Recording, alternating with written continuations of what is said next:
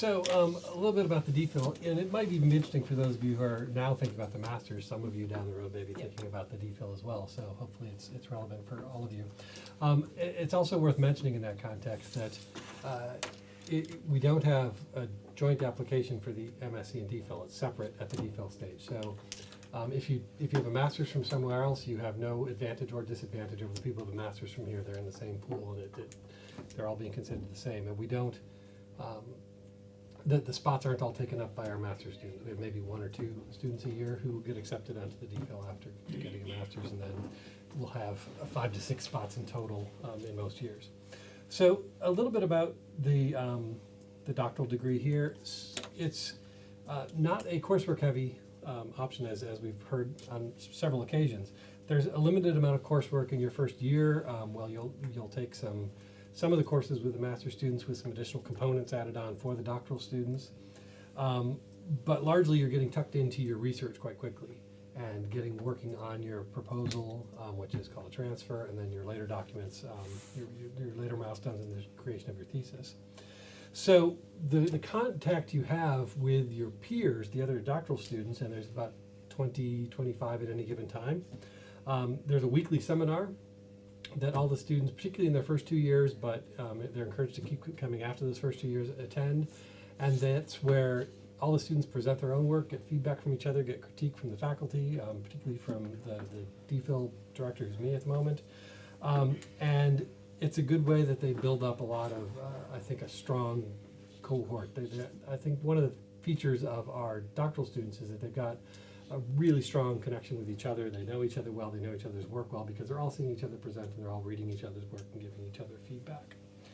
So it's not unlike maybe some other programs you might be looking at. You're not going to spend 2 years sort of going to classes and accumulating credits and all those sorts of things. You're going to be working on your research from the very beginning and starting to develop that with your supervisor. Possibly you'll have 2 supervisors depending on your interests, and really getting focused on your work quite quickly.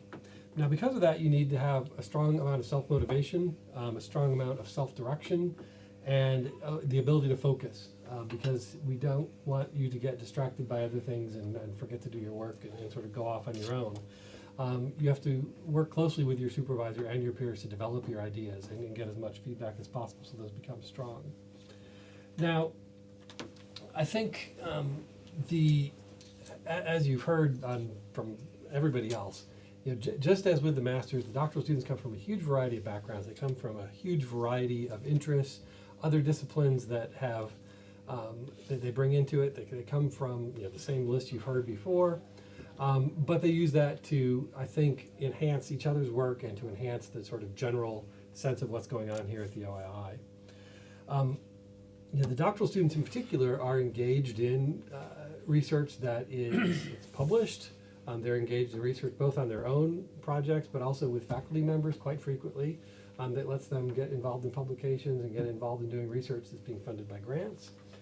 And I think that, I guess WeBo didn't make it today, our doctoral student didn't make it today, but if some of our doctoral students were here, and if you were interested, we could hook you up with some of them, would say that we expect big things of them, but it's also because they're such an extraordinary group of students that you're working with. I'll talk a little bit about the application not in the whole process sense, but because of one element of it. Because the applications are very competitive here. We get 50 to 60 applicants a year, and we have 5 spots or thereabouts to offer. And I say this not to discourage anybody, but to encourage you to put in the strongest application possible, because you really need to think it through to make yourself stand out from the other people who, as we heard before, meet all the basic qualifications but need to be able to show that they can do work here. So yes, what's required is top marks, strong letters of reference, and so forth, but we want to see evidence more so in the doctoral application than in the master's application. In the doctoral application, you're asked to write a research proposal, a focused idea of what it is you want to do. Now, this doesn't have to be perfect, obviously, or you wouldn't be coming here if it was already done, but it has to have a really solid core of what it is you want to do, why you want to do it, and your initial ideas on how you might do it. So I'd say the best research proposals I see are ones that have a clear notion of what kind of literature they're going to be drawing on. Because we're a multidisciplinary institute, you can't take some of the shortcuts that you might be if you were in a very narrowly focused discipline where, if you're going into, I don't know, some discipline that had a very, very narrow subfield that everybody sort of relied on the same literature, you could sort of take that for granted. The chemistry of nanomolecules. Yeah, so the chemistry of nanomolecules. Sorry, I made that up, obviously.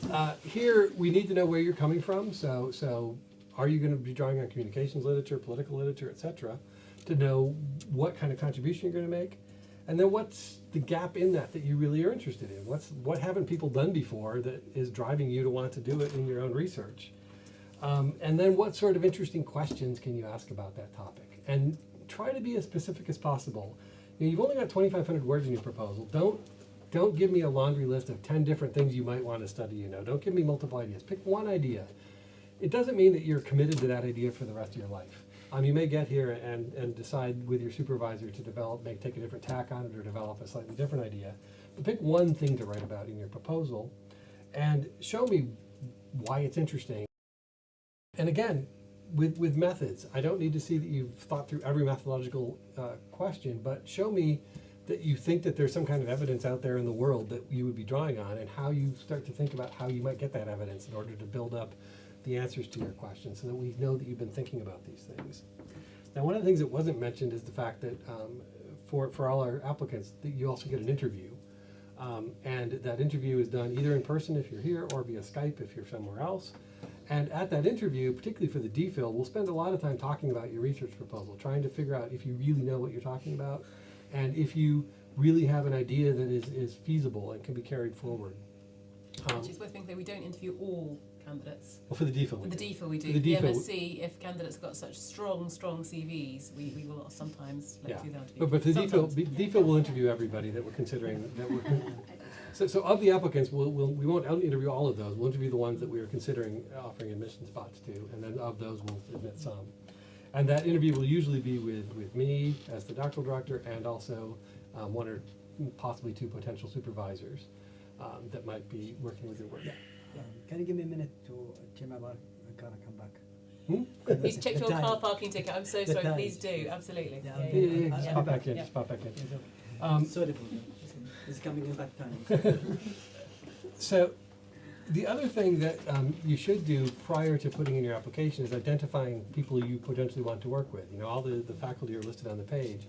Look at the supervisors, look at their work, see what it is they're doing, and find someone who you think you might be wanting to work with. And it's perfectly acceptable for you to send a query to potential supervisors. Don't send them 10,000 words and say, could you read this and tell me what's good or bad with it? But if you've got an abstract of what your idea is, a paragraph that says, look, I'm thinking of applying, here's what I'm interested in, does this seem like the kind of thing you might be interested in supervising? And equally, it's important not to do the opposite, which is much more akin to the model, say, in the sciences, whereby you email somebody you want to work with or a team you want to work with and you say, what can I research with you? Yeah. So we do want you to have that germ of an idea before you approach us, don't we? Yeah, exactly.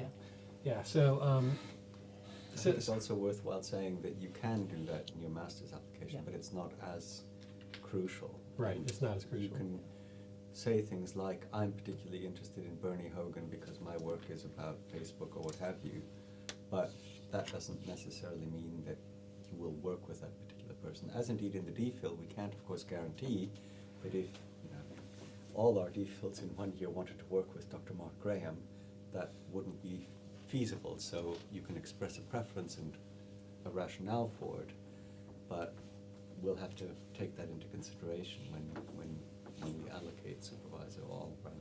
Yeah, exactly.